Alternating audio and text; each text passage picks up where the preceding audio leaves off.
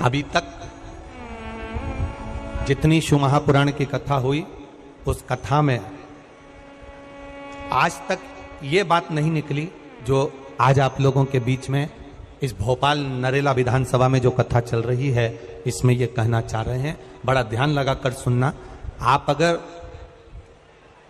5 महीने तक, 6 महीने तक, 3 महीने तक, 2 महीने तक, 15 दिन, 20 दिन, 1 महीना, 1 साल, 2 साल, 8 साल, 4 साल अगर आपने शंकर भगवान को जल चढ़ाया है, तो शिव महापुराण की कथा यहां तक कहती है कि आपके घर में अगर कोई व्यक्ति बहुत दयनीय स्थिति में पड़ा हुआ है, हॉस्पिटल में पड़ा हुआ है, कोई तकलीफ में पड़ा हुआ है, कोई कष्ट में पड़ा हुआ है, तो आप जब भगवान शिव को जल समर्पित करो तो बाबा से ये विनती कर कर भी जल समर्पित कर सकते हो कि मेरे परिवार का एक व्यक्ति, उसका ये साथ में ये हो गया और वो हॉस्पिटल में पड़ा, उसका नाम ये है, गोत्र ये है। बाबा, हमने जो तप साधना करी है, हमने जो इतने महीने तक आपको जल समर्पित करा है, हमने जो बेलपत्र समर्पित करी है, मेरे बाबा आज स्वीकार करना। और जो हॉस्पिटल में पड़ा है, जो कर्जे में लदालूम पड़ा है, जो तकलीफ भोग रहा है, ऐसी कृपा करना बाबा कि मेरे 2 महीने जो मैंने जल चढ़ाया है, उस चढ़ाए गए जल का पुण्य मैं उसके खाते में देती हूं और उसको ठीक कर देना। यह पुण्य का भाग है।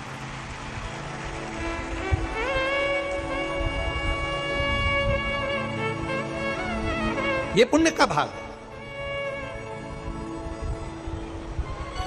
आप अपना पुण्य भी किसी जीव के कल्याण हेतु दे सकते हैं।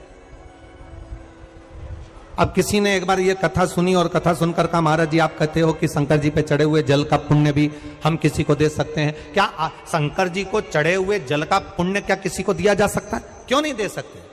क्यों प्रदान नहीं कर सकते?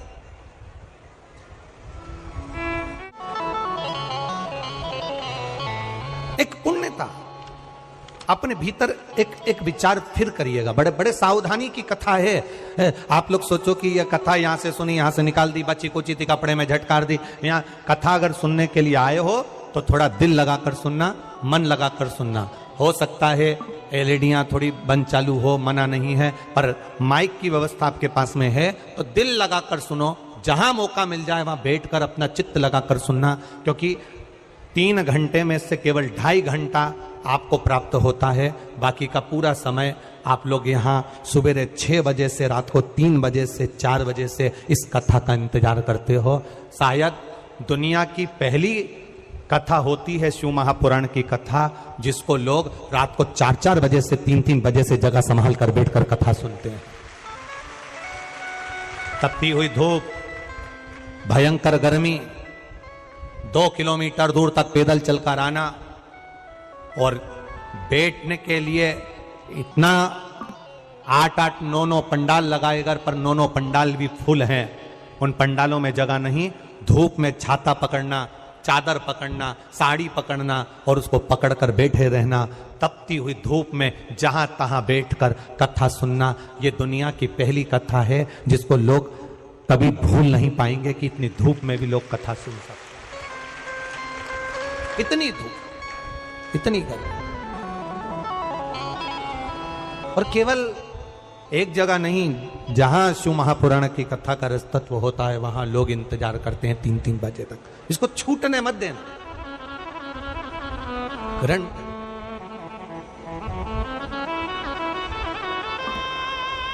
शादी में गए हो, 500 का लिफाफा दिया है तो भोजन कर कर जरूर जाना।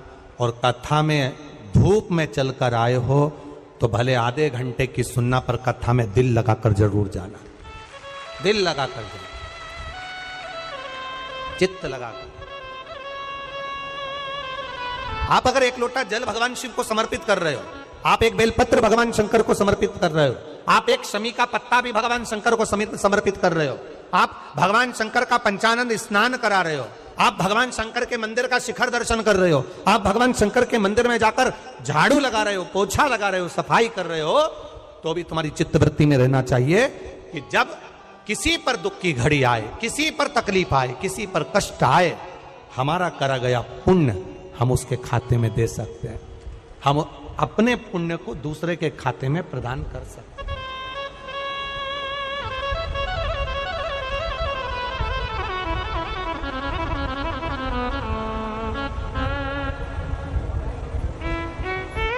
बेलपत्र, जरा ध्यान देना हो, ये बेलपत्र जो होता है, इस बेलपत्र पर कभी कभी आपने देखा होगा कि कई लोग बीच वाले पत्ते पर चंदन लगा देते हैं। ये जो बीच का पत्ता होता है, इस पर लोग चंदन लगा देते हैं। शिव महापुराण की कथा कहती है, अगर भूलवश भी अनायास आपके पास बेलपत्र भी नहीं है, शिव जी का चढ़ा हुआ बेलपत्र भी अगर आपने उठा लिया और उठाकर उस बीच वाले पत्ते पर एक चावल का दाना रखकर भी आप भगवान भोलेनाथ को समर्पित कर रहे हो, तो यह समझ लेना कि तुमने महीना, 2 महीना, 4 महीना, 6 महीना, 8 महीने में, हम तो हमेशा कहते आए हैं, आज फिर कर रहे हैं, 1 महीना पूरा हो जाए जल चढ़ाते, 2 महीना पूरा हो जाए जल चढ़ाते, 3 महीना पूरा हो जाए, 4 महीने पूरे हो गए, 6 महीने पूरे हो गए, या आपका साल भर पूरा हो गया, प्रयास करा करो एक पत्ते पर एक चावल का दाना रखकर शिव जी को समर्पित करना। क्यों? जो तुमने पूर्व में जल चढ़ाया है वो चावल का दाना अक्षय, उसको अक्षत माना जाता है, अक्षय माना जाता है। मतलब तुमने अभी तक जो जल समर्पित करा है वो कभी समाप्त नहीं हो सकता, उसका पुण्य तुम्हारे खाते में चले गया, अब तुम उसको किसी को भी प्रदान कर सकते।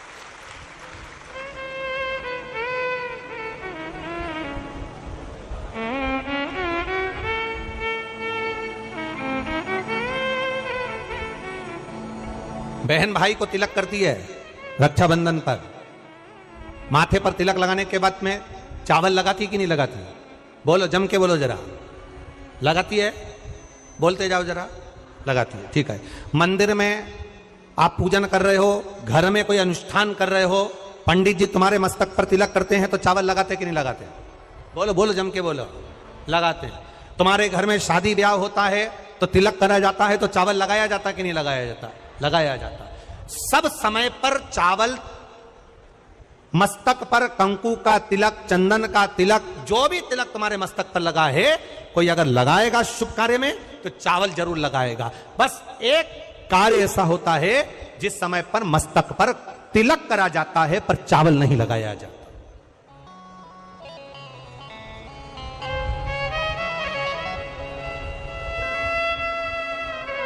एक समय ऐसा होता है जिस समय तिलक करा जाता है पर चावल नहीं लगाया जाता।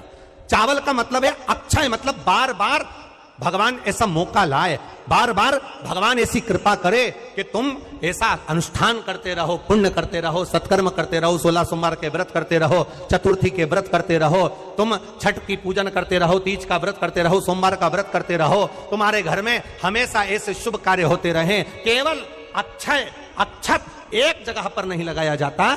कब नहीं लगाते अक्षत को? मस्तक पर तिलक करते समय अक्षत कब नहीं लगाया जाता? केवल एक समय पर। कब? जब घर में कोई शांत हो जाता है और शांत होने के बाद जब मस्तक पर पगड़ी का क्रम होता है, उस पगड़ी के क्रम पर तिलक तो लगाया जाता है पर चावल नहीं लगाया जाता। भगवान से प्रार्थना करते हैं ये बार बार मौका मत देना, जो हो गया उसको समाप्त, ऐसा मौका बार बार ना दीजिएगा। हाँ, पगड़ी पर से उठ गए, अच्छा काम करने के लिए मंदिर जा रहे हो, स्थान छोड़ने के बाद अब तिलक लगाओ और उसमें चावल ढेर सारा लगाओ, कोई मना नहीं। पर अक्षय, उस अक्षत की महत्वता को समझना कि उसको बारंबार प्राप्ति ना हो, ऐसे कार्य की प्राप्ति ना हो, अच्छे कार्य की प्राप्ति, श्रेष्ठ कार्य की प्राप्ति, शुभ कार्य की प्राप्ति।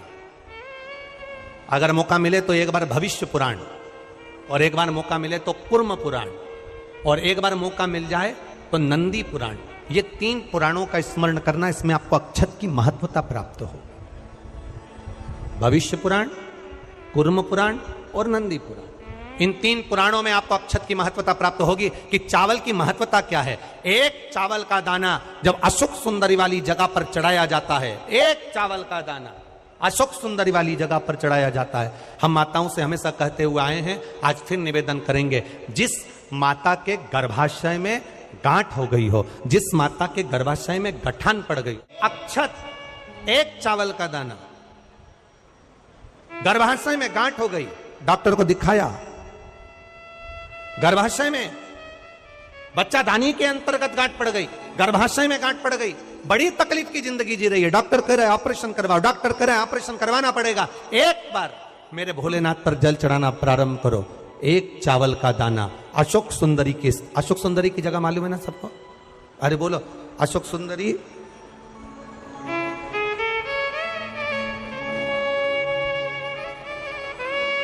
जैसे ये शिवलिंग,